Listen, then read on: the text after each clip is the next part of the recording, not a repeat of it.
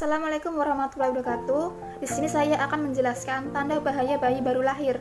Apa sih tanda bahaya bayi baru lahir?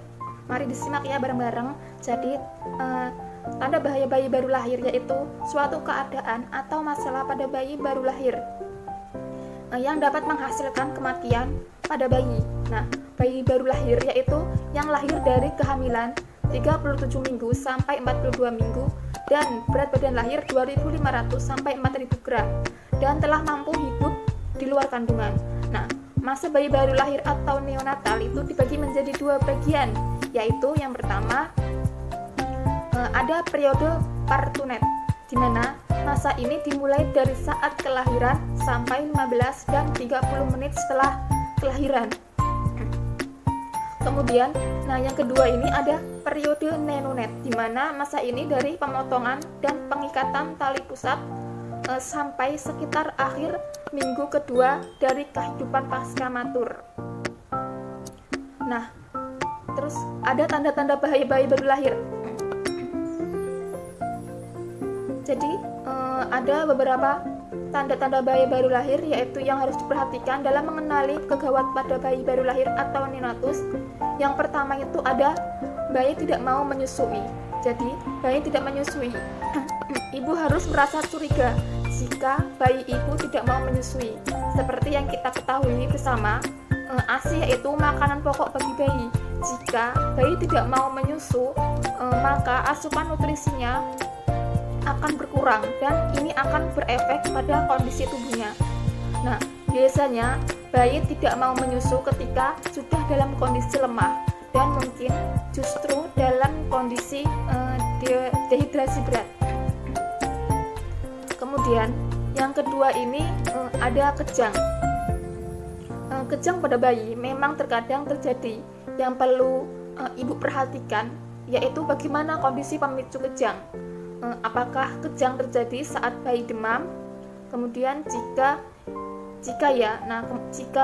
mengalami kemungkinan kejang dipicu dari demamnya, selalu sediakan obat penurun panas sesuai dengan dosis anjuran dokter.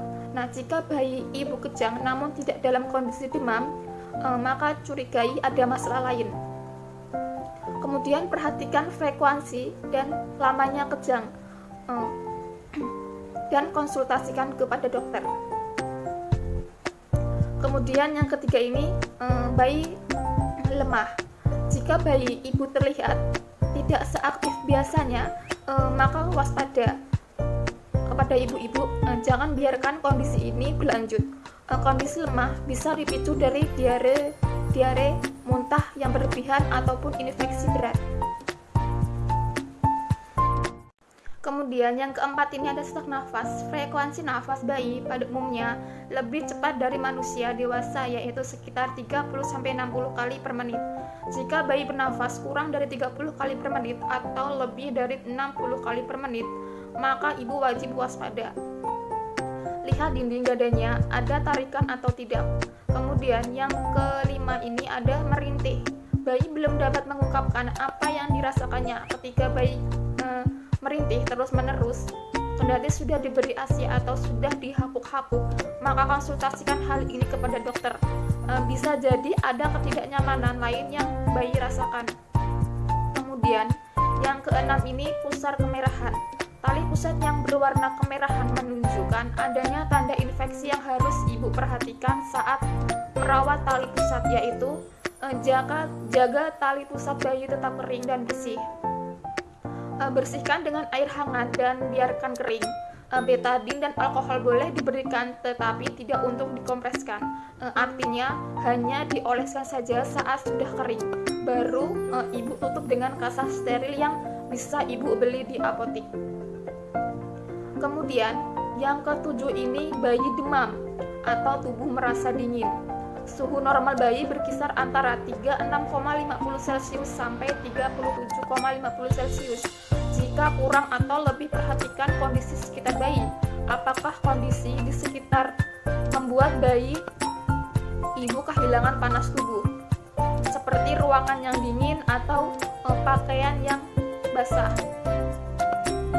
Kemudian yang ke-8 ini Mata bernanah.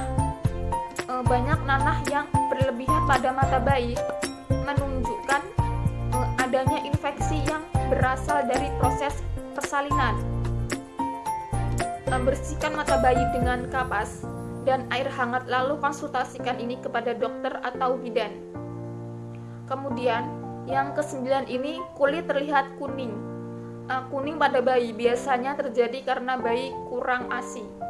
Namun jika kuning pada bayi terjadi pada waktu kurang 24 jam setelah lahir atau lebih 14 hari setelah lahir, kuning menjalar hingga telapak tangan dan kaki, bahkan tinja bayi berwarna kuning, maka ibu harus mengkonsultasikannya hal tersebut kepada dokter.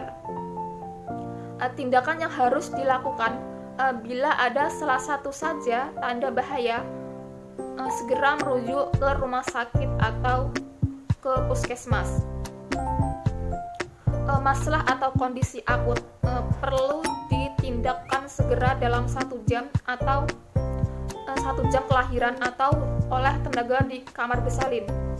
Seperti yang pertama itu bayi tidak bernafas, kemudian yang kedua ini bayi sesak nafas, yang ketiga sianosis sentral atau kulit bayi berwarna biru, kemudian yang keempat ini bayi berat lahir rendah atau BBLR kurang 2.500 gram, kemudian letargis, dan yang terakhir ini hipotermi atau stres dingin. Terima kasih.